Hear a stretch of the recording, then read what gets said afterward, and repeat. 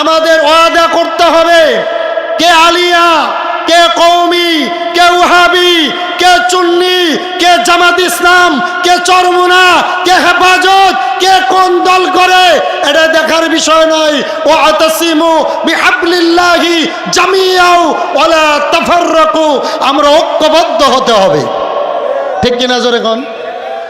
আপনারা খেয়াল করুন, আমার যে ইচ্ছা, আমার মন বলে বাংলাদেশের যে অবস্থা, এই 5ই মের পর থেকে আমার মনে হয় ইসলাম কায়েম হতে বেশি দূর বাকি নাই। ঠিক কিনা জোরে কোন? শুধু সময়ের অপেক্ষা, আমরা ঐক্যবদ্ধতা। ঠিক কিনা জোরে কোন? ডক্টর সৈয়দ আনায়াতুল আব্বাসী হুজুর, চরমুনার ফয়জুল করিম, আল্লামা মামুনুল হক সাহেব, জামাত ইসলামের ডক্টর শফিকুর রহমান, এই ধরনের কয়েকজন আলেম যদি, বাংলাদেশের 10 জন আলেম যদি এক প্লেটে খানা খাইতে পারে, ঐক্যবদ্ধ হতে পারে, ওয়াল্লাহি লিল্লাহি তাল্লাহি, আল্লাহর কসম, বাংলার জমিনে আলেমদের বিরুদ্ধে, কোরআনের বিরুদ্ধে একটা লোক কথা বলে টিকে থাকতে পারবে না, পারবে না, পারবে না। ঠিক কিনা জোরে কর? আমরা ঐক্যবদ্ধ চাই। আমরা কি চাই? জোরে বলেন, কি চাই? ঐক্যবদ্ধ চাই।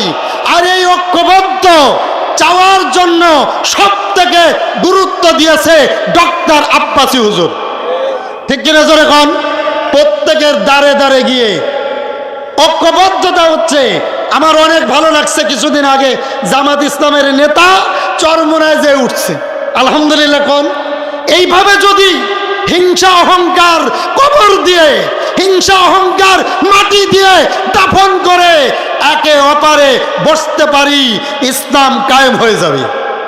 ঠিক কিনা জোরে কোন? কিন্তু ঘটনা আছে, আবু জাহেলের দোসররা এটা পছন্দ করতেছে না, তাদের ভিতর জ্বালা। আমাদের এক ভাই বলছে, এক দল খাইছে আর এক দল খাওয়ার জন্য রেডি হয়ে আছে, অনেকের অ্যালার্জি বেড়ে গেছে। কথা কেন কেন? ঠিক কিনা জোরে কোন? মনে করবেন বুখারী শরীফে হাদিস আসছে অনেক লম্বা, ওয়াইজা কান উমরুকুম শিরারকুম আগনিয়াকুম বুখালাউকুম উমরুকুম ইলা নিসাইকুম। রাসূল বলেন, এমন একটা যুগ আসবে 4 শ্রেণীর লোক তোমরা বেশি বেশি দেখতে পারবে। তার ভিতরে 1 নম্বরে দেখবে ধনী ব্যক্তিরা যাকাত দেবে না, সুদের টাকা লাগাবে। কথা কয় না? বর্তমানে ধনীরা যাকাত দেয় না, তেমন যদিও দেয় 200 টাকার লুঙ্গি মাইকিং করে দেয়, 100 লোক পাড়া খেয়ে তার ভিতর 10 জন মারা যায়। কথা কয় না গা? ঠিক কিনা জোরে কোন? এটা যাকাত নয়। যাকাত আসছে 10 লক্ষ, যাকাত দিচ্ছে 40,000, সব শেষ, বাকি টাকাটা সুদে লাগাইছে। আল্লাহর হাবিব বলেন, এমন একটা যুগ আসবে রে উম্মত, আখেরি জামানায় ধনী ব্যক্তিরা ভালো কাজে টাকা দেয় না। মাদ্রাসায় মসজিদে এই মাহফিলের জন্য যদি ধনী ব্যক্তির কাছে টাকা চাওয়া হয়, কয় ঘন ঘন ঘন ঘন মাহফিলের দরকার কি? এই ফিসের তারা কথা কয় না, ঠিক নেই?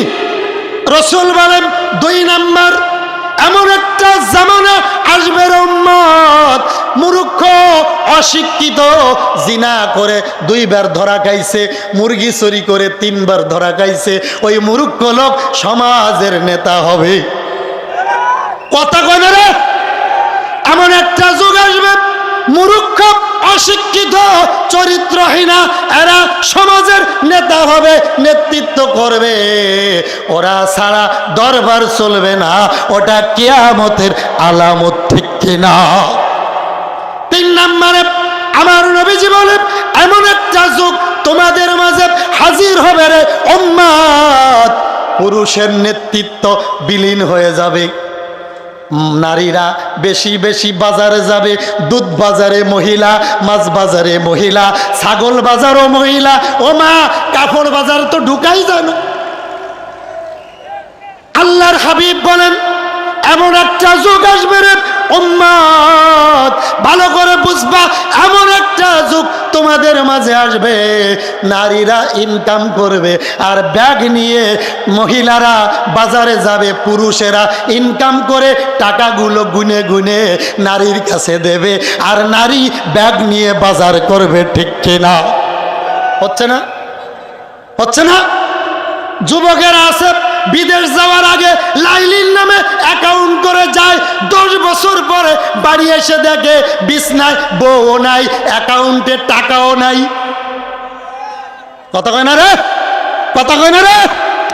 এমন একটা যুগ আসবে, হ্যাঁ যুবক, এমন একটা যুগ আসবে আজ যুবকেরা মা বাবার নামে অ্যাকাউন্ট করে না, বাবাই বেশি খেয়ে ফেলবে।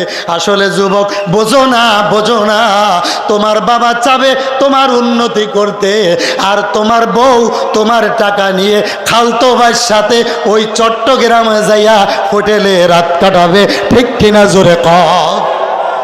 বন্ধু ভালো করে বুঝবেন, আমার নবীজি বলে এমন একটা যুগ, এমন একটা সময়, এমন একটা টাইম তোমাদের মাঝে আসবে রে উম্মত, নারীরা পুরুষের কথা শুনবে না, পুরুষের আইন মানবে না।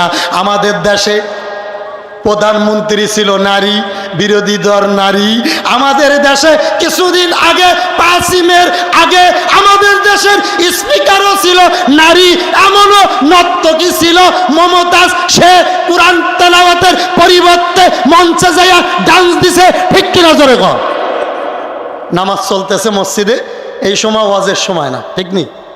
যাই হোক, আমাদের যাদের অজু নাই অজু করে আসি। হ্যাঁ, আমি অনেক জ্যামে ছিলাম, দেরি হয়েছে আসতে, আমরা ওযু করে আসি, এখানেই জামাত হবে। আসসালামু আলাইকুম ওয়া রাহমাতুল্লাহি ওয়া বারাকাতুহু।